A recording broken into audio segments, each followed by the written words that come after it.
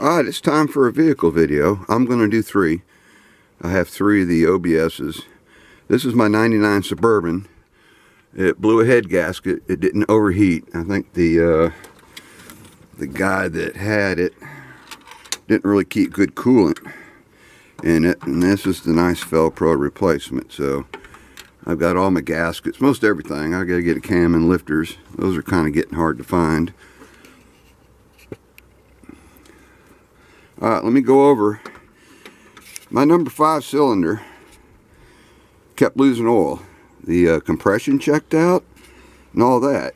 And what happens on these gaskets, intake manifold gaskets, they're plastic and they droop. You can see where this is drooped down. And what was happening, it was pulling vacuum from the engine and sucking oil into the cylinder. And I couldn't figure that out. It was burning oil like crazy, but it ran good. And you'll be able to see here, I'm going to go to this. Oh, this white stuff is just lithium. I sprayed on everything just to keep getting flash rust on it. Let me go back here to this cylinder. See if I can get some stuff out of there. But you can see, get out in the sun, you can see what's sitting on top of my piston. And I've done this 2 or 3 times. So that was filling up with that gunk, and you know that was changing my compression because I always had a little bit of a misfire, but it ran okay till the head gasket blew. But that's what was in there. That surprised the hell out of me. I'm glad it wasn't bad rings. And when I get the head done, I mean the block done, hopefully my crank and my cylinder walls spec out to original because I don't want to have to mess with oversized rings or have to replace the pistons. Because if you have to bore it 30 over, I always replace the pistons. 10 and 20 over, you can just use oversized rings and it'll work just fine. But I had a ton of that in there. And that's these damn Vortex though. Intake manifolds and head gaskets. They're real bad about it. And this, I got it when it had about 180,000 miles on it. So you don't know if people really took good care of it, especially on the head gasket. If you don't change your coolant, it gets acidic and it starts eating on your head gaskets, and I think that was probably the problem. And alright, let me clean my hand and go to something else.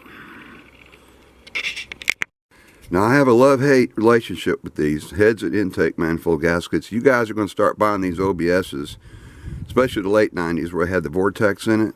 That was like a LS Proto engine. So if you're going to work on this stuff, you know, you gotta have something like this. Let me show this.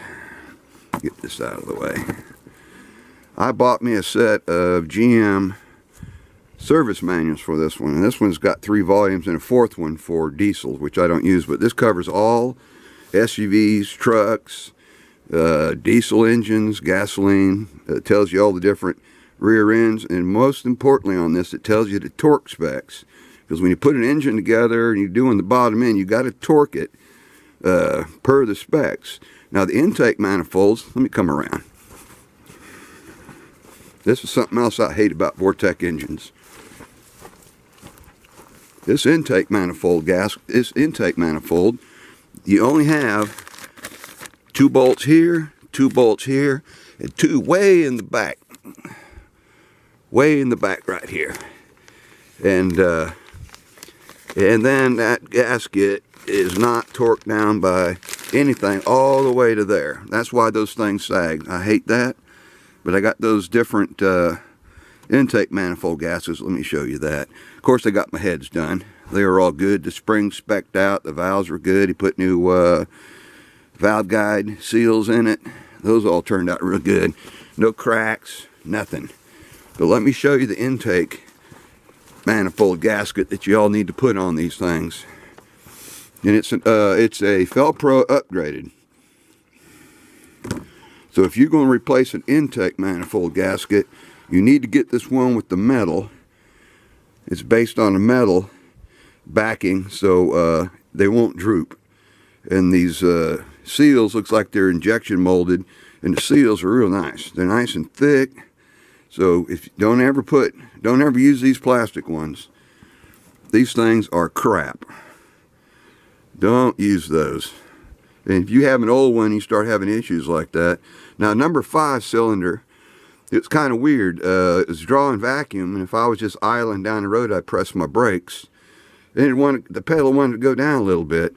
But if I was running down the road at 50, 60 miles an hour and I touched the brakes, they worked just fine. I guess there's plenty of excess vacuum to get the brakes to work right. And number 5 is particularly bad about that because there's a vacuum fitting that goes to your booster. So that's the worst possible place for it to happen.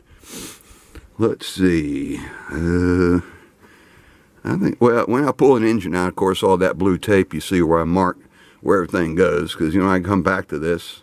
I've been working on it since April, buying parts up, and you come back to it. I take pictures and mark everything so I know where everything goes back.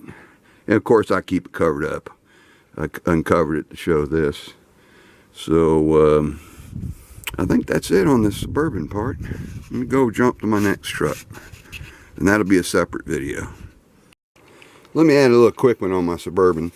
I like melling oil pumps. Every engine I've ever built, I've always used melling. And these are these new shark tooth ones. And this is a high volume oil pump. So I want a lot of oil flowing around there. Because you know Chevys are notorious for low oil pressure and ticking lifters when they get old. And I was rebuilding them back when you get about 100,000 or 120,000 miles out of them, and that's it.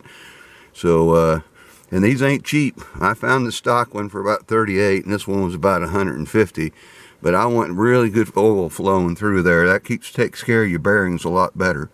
So if you rebuild an engine, just get you a melling. Now this is considered a high performance oil pump by melling, so they don't give you a warranty. I don't like that, but it's the oil pump I wanted. So it is what it is. All right.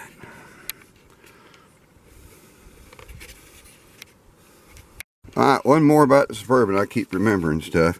If you pull the heads off anytime, replace your head bolts, because these do stretch out over time, and they got to seal it down there because a lot of these bolts go down the head where the water passages are at. So you always want to replace them. And now if you do the intake, them bolts, like I said, they don't stretch, and if they're in good shape you can reuse those. But that gasket set I've got's got brand new ones in it, but I needed it because all the crappy ones on my Cheyenne you saw on that. Alright, I think this is my last one. Have a good one.